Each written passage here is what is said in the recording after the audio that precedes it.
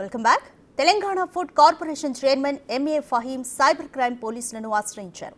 తన పేరుతో సోషల్ మీడియాలో హైడ్రాపై పెడుతున్న పోస్టులను అడ్డుకోవాలని కోరారు.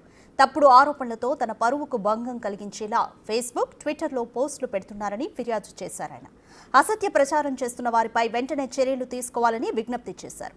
తాను డబ్బులు అడిగినట్లు ఎక్కడా ఆధారాలు లేవన్నారు. దీని వెనుక పక్కాగా బీఆర్ఎస్ నేతల హస్తం ఉందంటున్న ఫహీంతో మా ప్రతినిధి Suresh face to face. Corporation chairman Faheem ఉన్నారు, ఒకసారి మాట్లాడదాం. పోలీస్ స్టేషన్లో కంప్లైంట్ చేశారు, ఏమని కంప్లైంట్ చేశారు? నిన్న ఏదైతే నా మీద ఈ ఫేక్ లెటర్ వచ్చిందో ఆ ఫేక్ లెటర్లో నా గురించి తప్పుడు వార్తలు రాసి అమీన్పూర్ వెల్ఫేర్ అసోసియేషన్ చేసి అంత వైరల్ చేశారో అది నా దృష్టికి వచ్చిన వెంటనే నిన్న సైబర్ క్రైమ్స్ని ఆశ్రయించాను నేను. వాళ్ళు ఈరోజు రామన్నారు. ఈరోజు అడిషనల్ సిపి క్రైమ్స్ ఇంకా డీసీపీ మేడం ఇద్దరు ఎగ్జామిన్ చేశారు. నేను ఒక కంప్లైంట్ ఇవ్వడంలో దాంట్లో పూర్తిగా ఎగ్జామిన్ చేసి దీని మీద లోతుగా మేము విచారణ చేసి దీని వెనుక ఎవరున్నారో వ్యక్తులంతా కనుక్కొని వాళ్ళని కఠినమైన చర్యలు తీసుకుంటామని నాకు సిపి క్రైమ్స్ చెప్పడం జరిగింది. నాకు ఎవరు పోస్ట్ చేశారు, మిమ్మల్ని ఎవరు టార్గెట్ చేసి ఇట్లా బదలాం చేయాలి? నిన్న నా సన్నిహితుల ద్వారా, నా వెల్ విషర్స్ ద్వారా, నిన్న సోషల్ మీడియా ద్వారా ప్లాట్ఫామ్ ద్వారా తెలిసింది ఏంటంటే తెలుగు స్క్రైబ్ అనే ఒకటి సోషల్ మీడియా వాళ్ళు దీన్ని పోస్ట్ చేశారు. ప్లస్ హాక్ మీడియా హౌస్ అని ఒకటి పెట్టారు. మళ్ళీ వీళ్ళు ఏ గ్రూప్లో పంపించారు, ఎవరెవరికి పంపించారు, ఎట్లా దీన్ని ఏం చేశారు అనేది దాని మీద విచారణ జరగాలని నేను దాని మీద చేయాలని నేను ఇప్పుడు కంప్లైంట్ చేయడం జరిగింది. వాళ్ళు కొద్దిగా సమయం కోరారు. ఈ ఎంక్వైరీ చేసి తప్పకుండా దీని వెనకెవరని ఉంటే కుట్ర చేసి ఉంటే మాత్రం వాళ్ళ మీద స్ట్రిక్ట్ యాక్షన్ తీసుకుంటాం. గవర్నమెంట్ పరంగా కూడా మాకు ఇన్స్ట్రక్షన్స్ ఉన్నాయి. దీనికి ఎవరైనా చేసి ఉంటే మాత్రం వాళ్ళ మీద స్ట్రిక్ట్ యాక్షన్ తీసుకోవాలని కూడా చెప్పారు. ఈ అమీన్పూర్ వెల్ఫేర్ అసోసియేషన్ ఐడెంటిఫై చేశారా? అసలు ఎవరు ఈ రామరెడ్డి, ఇందులో రాజు, వీళ్ళందరూ అంటే వ్యక్తిగతంగా నేను తెలుసుకుంటే వీళ్ళు ఎవరు కూడా ఐడెంటిఫై లేదు, అక్కడ ఎవరు అనేది కూడా తెలుస్తలేదు. నేను మార్నింగ్ డిపార్ట్మెంట్ వాళ్ళు కూడా ఎంక్వైరీ చేస్తే ఈ స్కూల్ అనేది అడ్రస్ లేదని చెప్పారు. వాళ్ళు అసలు ఈ అడ్రస్సే లేదు, ఫేక్ అడ్రస్ అని చెప్పారు. తర్వాత ఈ లెటర్లో మేము ఫేక్ అని ఒకటి ఏందనుకున్నామంటే 10th monthలో రిలీజ్ చేస్తారు. ఇది 10th monthలో రిలీజ్ చేస్తే నిన్న పోస్ట్ చేయడానికి కారణం ఏంది? 3rd month 10th date 3rd monthకి post చేశారు. ఇంకోటి బైలాస్లో కానీ ఎక్కడైనా రిజిస్ట్రేషన్ సొసైటీస్లో ట్రెజరర్ అనేది ఒకటే వ్యక్తి ఉంటాడు, ఇక్కడ ఇద్దరు వ్యక్తులు ఉన్నారు. అంటే దీన్ని బట్టి దొంగ దొరికిండు ఇక్కడనే ఫేక్ అనేది.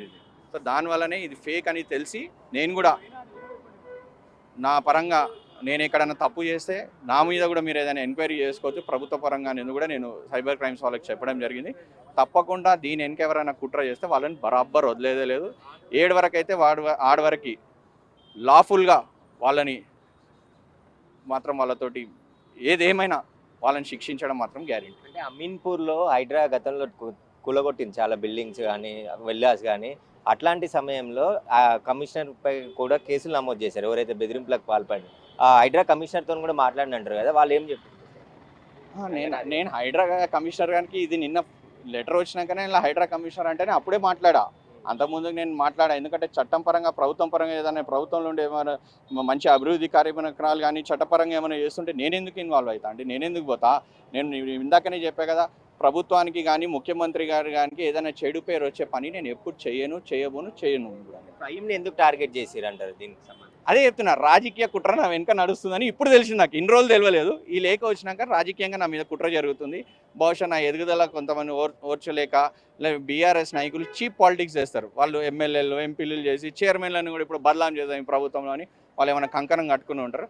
బరాబర్ చెప్తున్నాం, ఏదైతే ఆడ వరకు మేము చూసుకోవడానికి సిద్ధంగా ఉన్నాం. బదలాం చేస్తే బిడ్డ మిమ్మల్ని వదిలేదు లేదు. ఫిర్యాదులో ఎవరి పేరు మెన్షన్ చేశారు ముఖ్యంగా?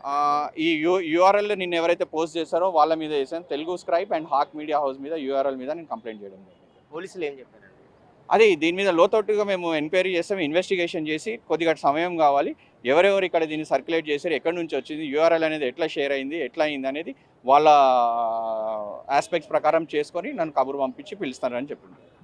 అయితే కొందరు కావాలని లేని అసోసియేషన్ క్రియేట్ చేసి తప్పుడు ప్రచారం చేస్తూ సోషల్ మీడియాలో ఈ లెటర్ని పోస్ట్ చేశారు. కానీ ఆ లెటర్లో ఎలాంటి రిజిస్ట్రేషన్ నెంబర్ కానీ, అడ్రస్ కానీ, ఫోన్ నెంబర్ కానీ ఏవీ లేవు. ఆ లెటరే ఫేకు, ప్రచారం కూడా ఫేక్ చేస్తున్నారు. కావాలని రాజకీయంగా ఎదుర్కోలేక బురద జల్లే ప్రయత్నంలో నన్ను టార్గెట్ చేసి సోషల్ మీడియాలో బదలాం చేయాలని చూస్తున్నారు. కానీ వాళ్ళని ఎట్టి పరిస్థితుల్లో వదిలే ప్రసక్తి లేదు. ఖచ్చితంగా లీగల్గా యాక్షన్ తీసుకుంటాం. పోలీసులకు కూడా ఫిర్యాదు చేశాను కాబట్టి పోలీసులు విచారణ జరుపుతున్నారు. విచారణలో దీన్ని పోస్ట్ చేసింది ఎవరు, ఈ లెటర్ ఎక్కడ తయారైంది, వాటన్నిటికి సంబంధించిన వివరాలు అన్నీ బయటపడతాయని చెప్పేసి కూడా అప్పటి వరకు వేచి చూస్తామని చెప్పేసి ఫహీం చెప్తున్నాడు.